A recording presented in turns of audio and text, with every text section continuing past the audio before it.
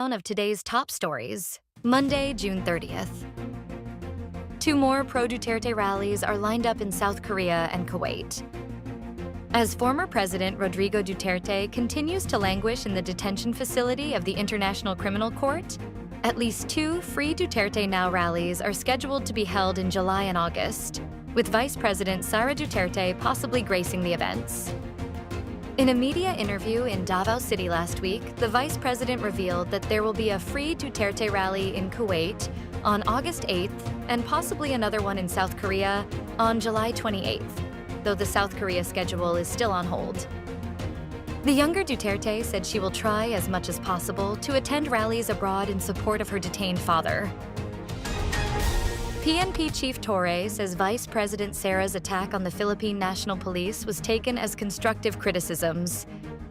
Criticisms of Vice President Sara Duterte against the Philippine National Police are all taken as constructive efforts to improve the services of the police, the country's top cop, General Nicolas Torre III said. "I express my gratitude to her for her criticisms of our operations. We always want those ideas, and for that matter, we welcome the ideas of the other Filipinos, and the purpose of this is to ensure fast and improved delivery of police services," said Torre. The chief PNP was reacting to the reported statement of the vice president hitting the PNP leadership for prioritizing police visibility over the use of modern technology in crime fighting and prevention.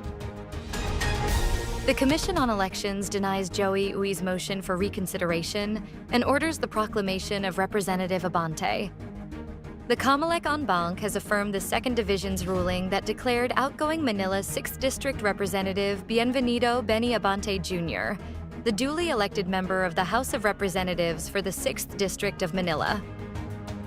In its resolution dated June 30th, 2025, the Comelec en banc denied the motion for reconsideration of Abante's rival, Luis Joey Chua Ui.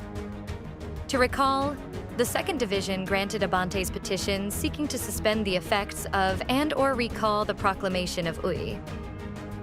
Ui's proclamation as the duly elected member of the House of Representatives for the 6th District of Manila, according to the Comelec en banc, is annulled. It also directed the Board of Canvassers of the City of Manila to reconvene and proclaim Abante, the only qualified candidate, as the duly elected member of the House of Representatives for the 6th District of Manila. Scattered rains will continue over most of the Philippines into early July, says PAGASA. The Philippine Atmospheric, Geophysical, and Astronomical Services Administration on Monday, June 30th, said scattered rains are expected to continue over most parts of the country through early July due to the combined effects of a low-pressure area and the southwest monsoon, locally known as Habagat. The LPA entered the Philippine Area of Responsibility on Sunday evening, June 29th, and was located 1,230 kilometers east of central Luzon as of 3 a.m. on Monday. PAGASA weather specialist Daniel James Villamil said the chance of the LPA developing into a tropical depression within the next 24 hours remains low.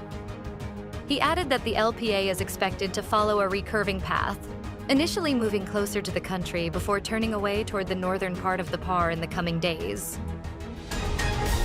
Pope Leo XIV marks feast day as Vatican launches campaign to help erase its $57 to $68 million deficit.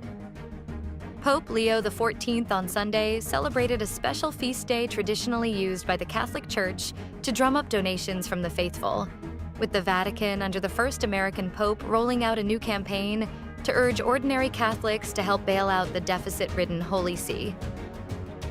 Leo celebrated Mass in St. Peter's Basilica, marking the feast of Saints Peter and Paul, and thanked donors who have contributed, using the language of the publicity campaign to say their financial support was a sign of union with his young pontificate.